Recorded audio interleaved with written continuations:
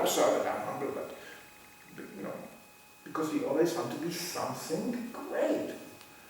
And we actually to understand that I didn't manage so good to be great on my own. So let me be great with Krishna. Prabhupada said there is nothing wrong essentially with that concept. The only problem is that we always on the way forget that we are the servant, we are not the master. And then soon this mentality comes and we start to define our life on our own terms, dictate the conditions. Well, that's where the word conditioned soul comes from. Because we have so many conditions. This way, that way, this way, this way. No, this way and that way and this way. I would even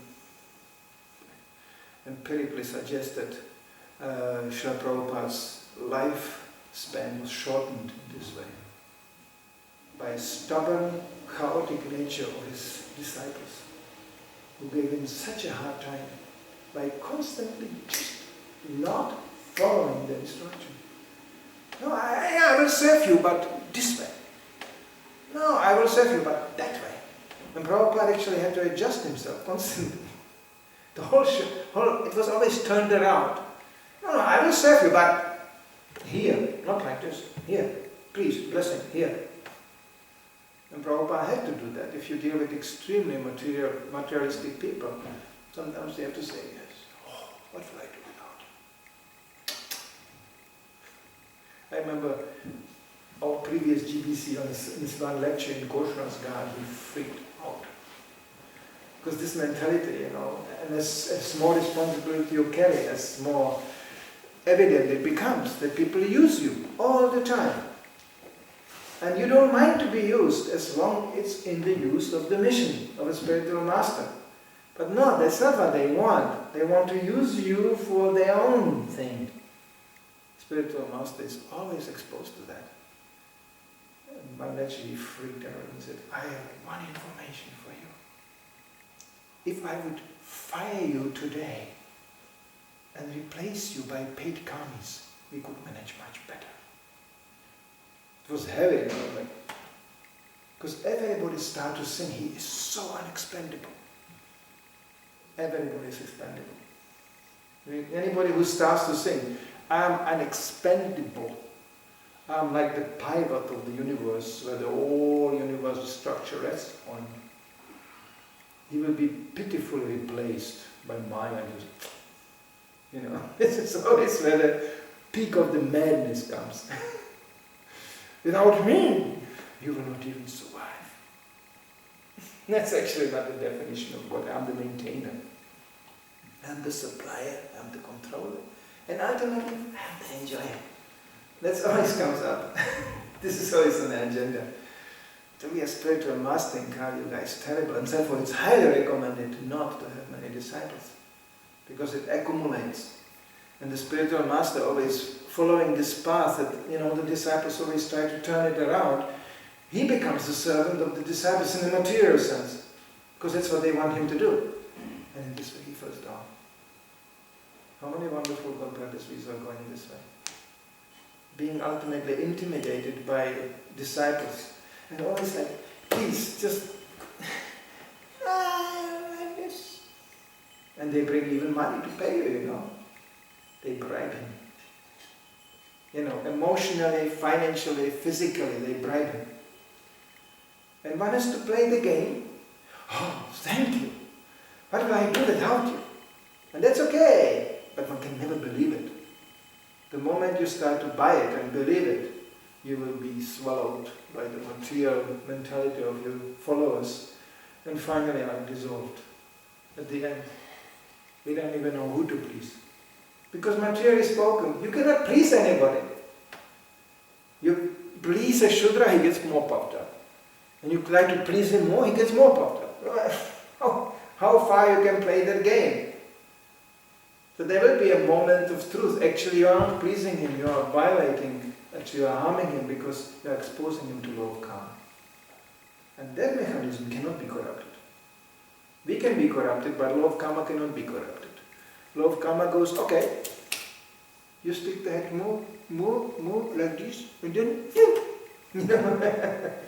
very nice, please come. This is the chopping mechanism, It's the propeller on a ceiling, the example is given. You stick a head inside, well, I am so great. Boop. Therefore, the simple spiritual logic is, if we really believe and think we are small, then our problems might be also small. There will be problems, but small. But when we think we are big, then the problems increase in size also. Then you have a big problem. It's very mathematical, it's very proportional. So it depends on the attitude. It's like Arjuna, we want to be humble. Arjuna wanted to go in a forest and just not fight and let them be there. He was a perfect hippie, love and peace. Let them all have it. Love and peace, brothers. And Krishna explained to him how the whole Bhagavad Gita, this is not humble, this is puffed up. And for what? For one reason. Because you follow your own agenda. That's your definition of humility, not my definition of humility. My definition of humility is stand up and fight for me, kill them all. So certainly by the time Arjuna was really humble, from a hippie point of view, he didn't look humble at all. He was killing one after another.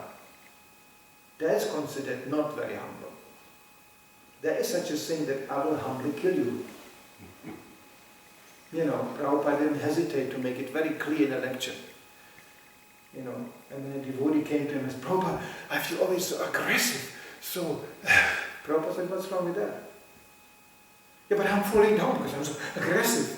What's wrong with that? So, Krishna spoke the whole Bhagavad Gita to Arjuna to make him aggressive. Because only they would fight only that. But of course, that physical aggression can be translated into a preaching enthusiasm. And the enthusiasm to serve the mission of spiritual master. That's our aggression.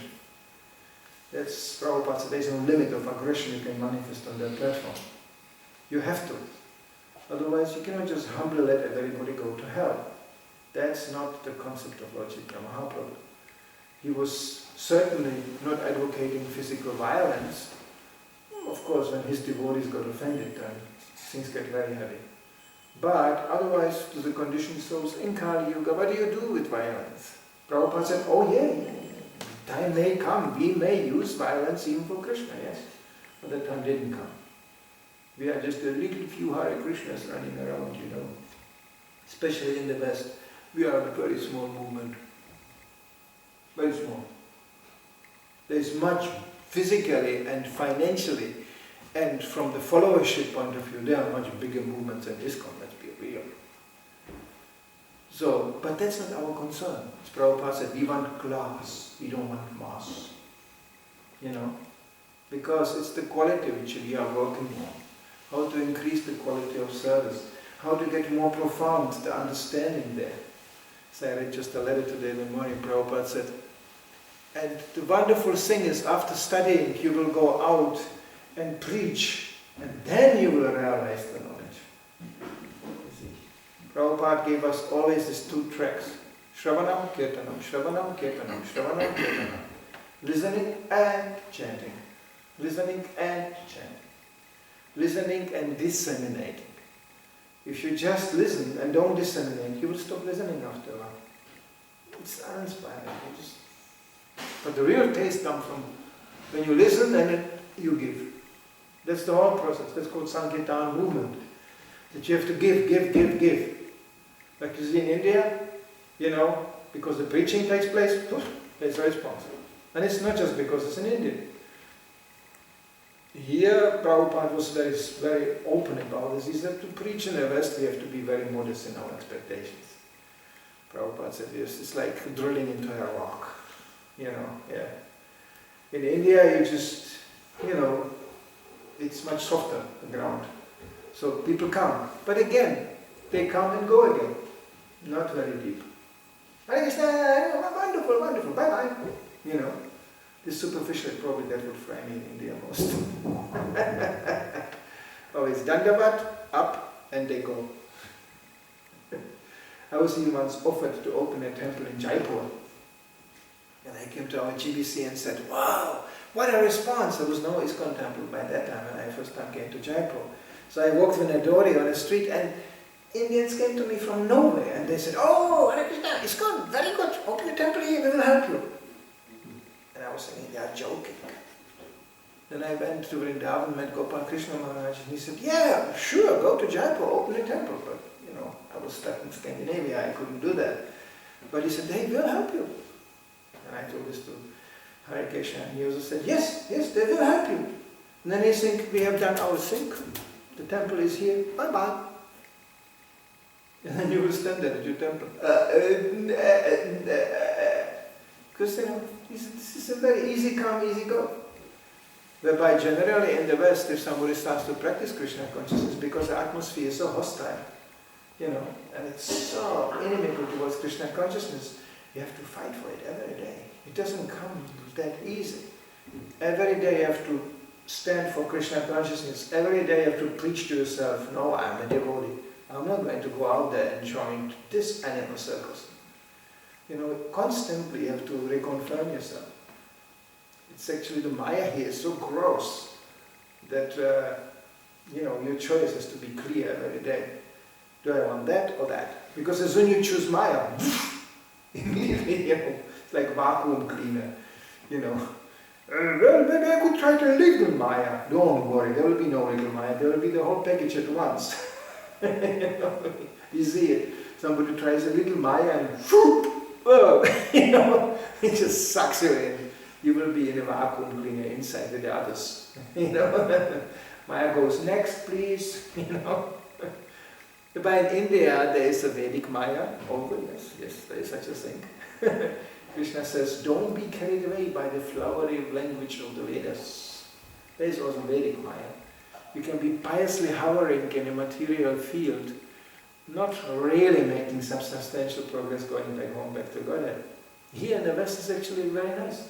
There's hell and there's Krishna consciousness. Not really that much in between. But the conditioned soul cries always to create a grey zone.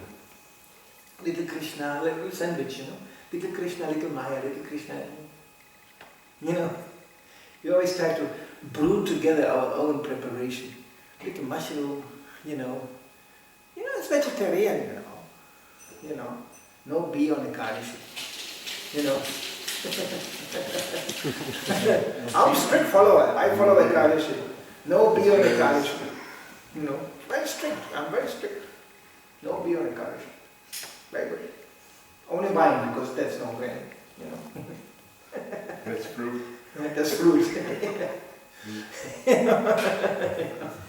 It's just, in a liquid form, It was standing a little bit around for a few days, so what?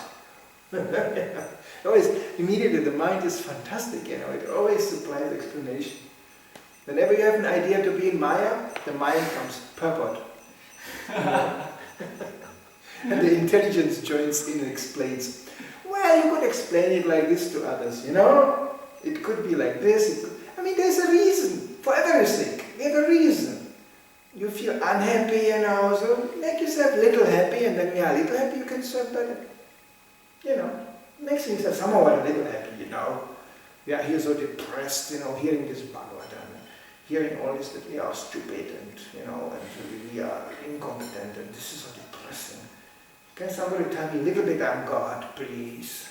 And then inspired, And I just, I feel refreshed, yeah. But there is no refreshment coming.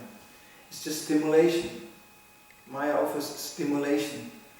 It's like if I would put my finger in the electric plug, I'm also very stimulated. I will be very ecstatic, It's just stimulation. When you tickle somebody, it's stimulation. You stop, he's depressed again. So the conditioned soul always wants to be tickled. Please tickle me with Krishna consciousness. Something entertaining. And it comes in a really entertaining way because there is no spiritual movement like this movement which supplies so much food, taste, so much action, form, color, everything is there. People say, that's very nice, very entertaining. Dancing girls, Bharatanatyam, no problem. Festival, Hare Krishna festival, very nice. We have great festivals for years going on, nobody joins. Didn't you notice? I'm not saying now here in Denmark, but There are famous festivals, but as one might go back and raise the question, who's joining from this? I mean, who's really coming and cultivating Krishna consciousness?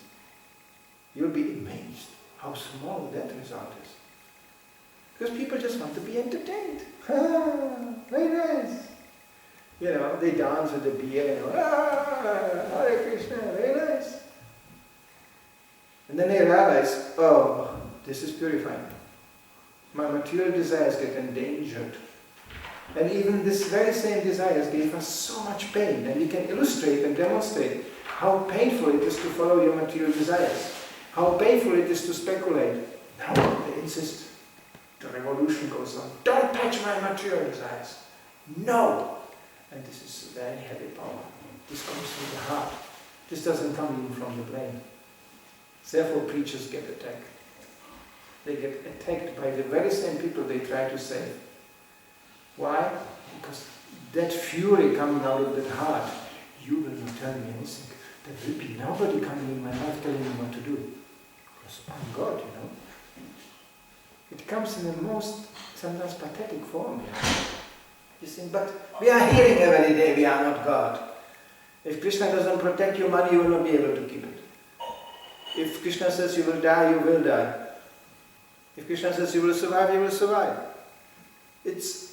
That's it. We read it. But when it comes down to it, when the test comes, I do it my way. You know, Mr. Frank Sinatra was always saying, I do it my way. Well, he was also serving the local mafia or whatever. You know, he was serving the senses of others, pleasing them. We are all serving all the time. And still this mentality comes up. No, I do it my way. And that's the biggest obstacle in preaching. The more we kind of abstain from this revolution against anybody who comes in my life and tells me what to do, the more we abstain from that, so many more easy it becomes, more simple it becomes. And some comments or questions to me? I guess not. Joy. So Prabhupada ki? Jai.